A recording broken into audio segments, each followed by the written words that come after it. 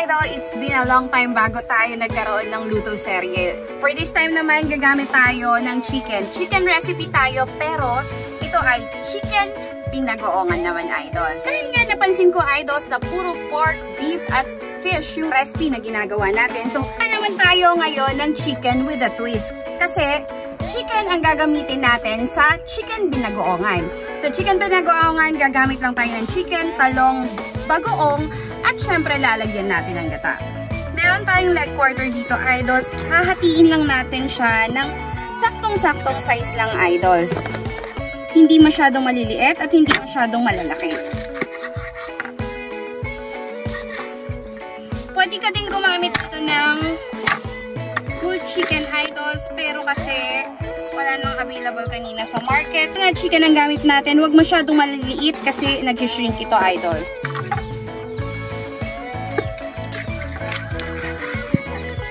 Pwede kayong gumamit ng boneless dito, idols. Boneless na breast or boneless na thighs.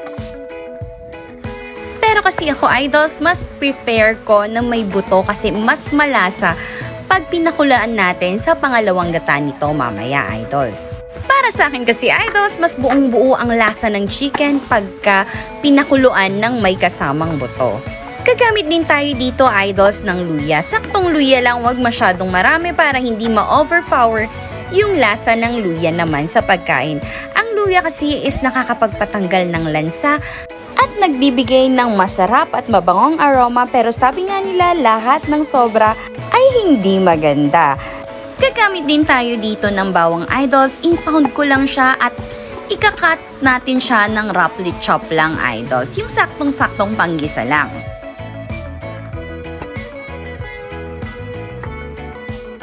Gagamit din tayo dito ng sibuyas, idols. Isang malaking sibuyas ang ginamit ko dito kasi mas maraming sibuyas, mas masarap pagdating dito sa ating ginataan.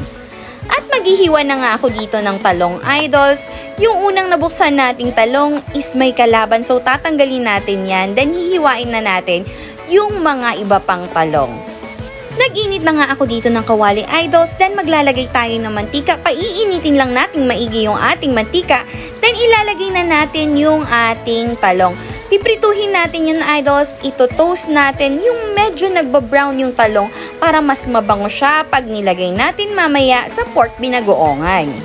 Mas tostado kasi ang talong, idols. Mas masarap siyang i-combine pagdating sa pork binagoongan dahil sa nag-i-smoke yung flavor at yung aroma niya, idols, pag in-combine mo sa pork binagoongan. Hayaan lang natin siyang ma-toast maigi, idols, para lumabas yung mabangong aroma ng ating pritong talong. At syempre, pag hahanguin natin to, idols, mas maigi na gagamit tayo ng strainer dahil alam naman natin na nag-a-absorb ng mantika yung ating pritong talong para mabawasan yung oil sa ating prinito. Then, ilalagay na natin yung ating second batch. Same procedure lang yan, idols, hanggang sa maubos yung ating piprituhing talong. At same pan, idols, binawasan ko lang yung mantika, then dito ko na igigisa yung bawang, sibuyas at luya. Pinagsabay-sabay ko na, idols, at konti lang talaga yung mantikang ginamit natin dito kasi magre-render pa ng mantika itong ating chicken pag nagisa na natin ng maayos, idols. I-mix lang natin ng i-mix, idols, habang ginigisa natin itong ating chicken at yung ating mga aromatics na linagay. Hanggang sa tingin natin, naglabas na siya ng sarili niyang water. May sariling liquid kasi ang chicken, so pag lumabas na yung liquid niya, idols, hayaan lang natin siya kumulo ng kumulo. Then pag natuyuan, idols, halukayin lang natin hanggang sa medyo mag-brown na yung ating chicken. Importante na mapabrown natin to, idols, para mawala talaga yung kung anumang lansa ang meron dito sa ating chicken. At ito na nga, idols, unti-unti nang lumalabas yung sariling mantika ng chicken. Konting-konti lang talaga yung nilagay nating mantika dahil alam natin na magre-render yan ng maraming mantika. Hayaan lang natin siyang mag-brown, isuti lang nating maigi, idols. Gusto naman natin na medyo matusta itong ating chicken bago nating ilagay yung ating bagoong alamang, idols. Yes, bagoong alamang po yung ilalagay natin dito sa ating pork binagoongan.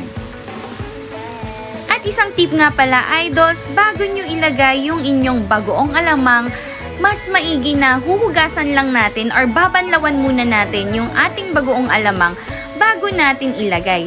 Dahil napaka-alat po nito kung direkta nating ilalagay yung mga nabibili natin sa palengke nang hindi natin nahuhugasan. So sa akin po, 2 beses kong hinugasan yung aking bagoong alamang bago ko siya ilinagay dito. Isuti lang nating maigi, idols. Gusto kong tuyong-tuyong-tuyo yung ating bagoong alamang bago tayo maglagay dito ng ating pangalawang gata. Ilalagay kasi natin yung pangalawang piga, idols, para mas lumambot at mas lumasa pa yung ating chicken. Sabi ko nga, mas masarap sa chicken binagoongan kung may bone part ang ating chicken para mas lumabas yung flavor at talagang lasang-lasa yung ating chicken binagoongan, idols. Hayaan lang natin siyang kumulo for about 10 to 15 minutes, idols. Pero i-check natin to time to time, idols, para naman hindi matuyuan. Yes, patutuyaan po natin ito, pero syempre, hindi natin hahayaang masunog para hindi pumangit yung lasa at yung aroma ng ating chicken. At after 15 minutes nga, idols, unti-unti nang natutuyuan yung pangalawang gata na linagay natin at eto na nga, nagbabrown na siya at lumabas na rin yung mantika ng pangalawang gata, idols. Maglalagay na tayo dito nung ating kakanggata or unang piga. Kailangan dito, idols, diretso lang ang halukay kasi mabilis itong lumapot at mabilis itong magmantika, mabilis din itong matutuyuan. Naglagay na nga ako dito ng siling haba at ng siling maanghang. Syempre, mas masarap ang ating pork binagoongan pag may pitik ng anghang, idols. Pero syempre, yung ating siling labuyo or siling maanghang, hindi ko yan hinati, idols, para naman sa mga hindi mahilig sa sobrang anghang. Pero para sa akin, mas may kick ng konti yung pork binagoongan, mas mapapa-analyze ka sa sarap. At syempre, hindi natin ito patutuyuan, idols, dahil yung sabaw ang pinakamasarap dito. Kaya naman linagay ko na itong ating mga prinitong talong. Solid na solid ito, idols. Pagdating sa rice, talagang mapapa-analyze ka sa sarap. Tingin pa lang nitong ating niluluto, idols, is napakasarap na. Ikaw ba, idols, nasubukan mo na magluto ng binagoongan? Kung hindi pa, pwede ito sa pork, chicken, or kahit fish recipe pa. Kaya naman, subukan mo na rin. At syempre, luto na itong ating chicken binagoongan, idols. At kung nakarating ka nga dito sa dulo ng ating video, idols, paki-comment naman kung taga saan ka para ma-shoutout kita sa mga susunod nating video. At ito na nga, luto na ang ating chicken binagoongan, idols. Kain tayo!